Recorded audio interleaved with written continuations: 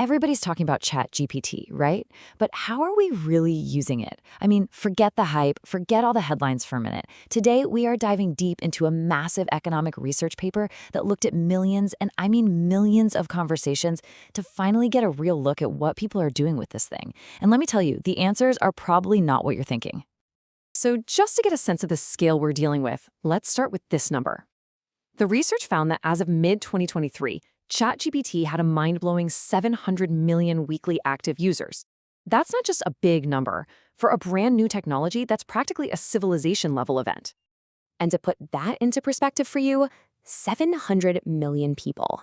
Well, that's about 10% of the entire adult population of planet Earth. The researchers are really clear on this. The speed of this kind of global adoption has absolutely no precedent. So the billion-dollar question is, what on earth are all these people doing? You know, the common wisdom, the thing we all kind of assume, is that ChatGPT is mostly a productivity tool, right? Something to help us get ahead at work, write emails, help debug some code, summarize long reports. That seems to make sense. Well, the data tells a very, very different and frankly, a much more interesting story. Okay, so check this out, because this is fascinating. If you look back at June 2022, usage was pretty much split right down the middle. Work versus non-work. But then, just 1 year later, by June 2023, something totally dramatic happened. Yeah, work-related use was growing, sure, but non-work use just absolutely exploded. It completely flipped the entire ratio on its head. And this chart right here, this is really the first huge surprise from the paper. By mid-2023, almost 3/4 of all conversations with ChatGPT had nothing to do with a job. The takeaway here is crystal clear. This isn't just a work tool anymore. It's rapidly becoming a life tool.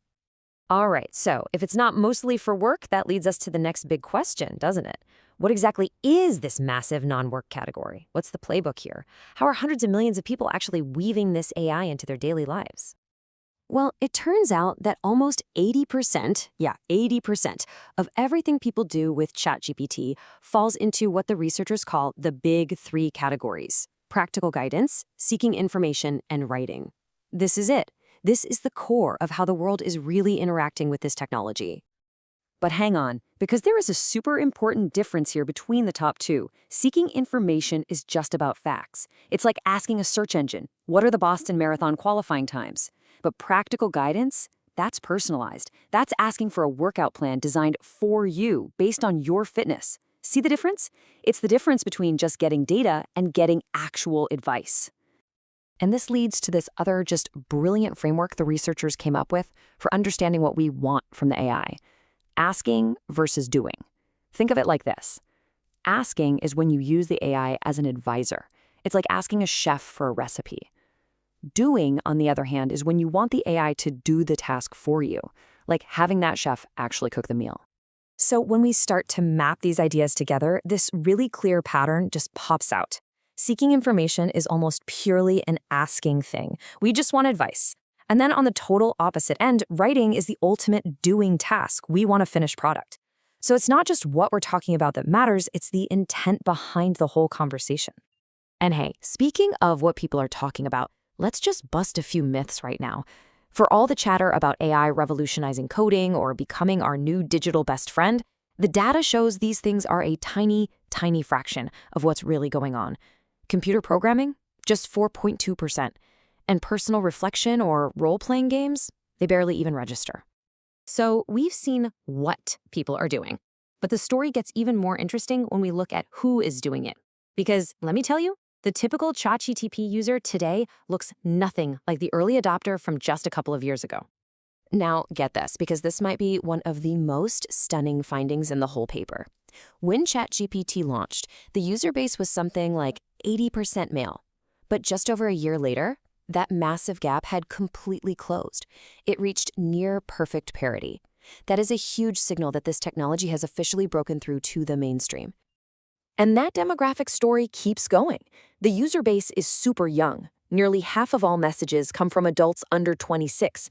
It's also going global, with the fastest growth now happening in low and middle income countries.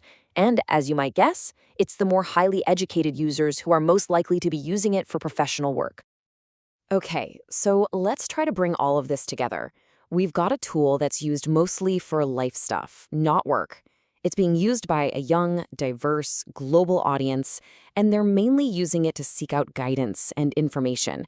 So, what does all this tell us about its real value, its real purpose? And here it is. This is the key takeaway from all that data. Asking is growing way faster than doing. We are finding more and more value in using AI as a kind of advisor, a thinking partner, than as just a simple tool to get a task done. And get this, users consistently rate those asking conversations as being higher quality. And that leads us right to the paper's central conclusion.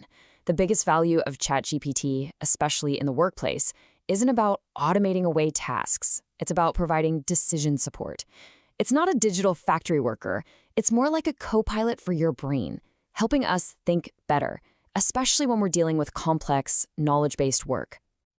Which leaves us with this one last, really powerful question to think about.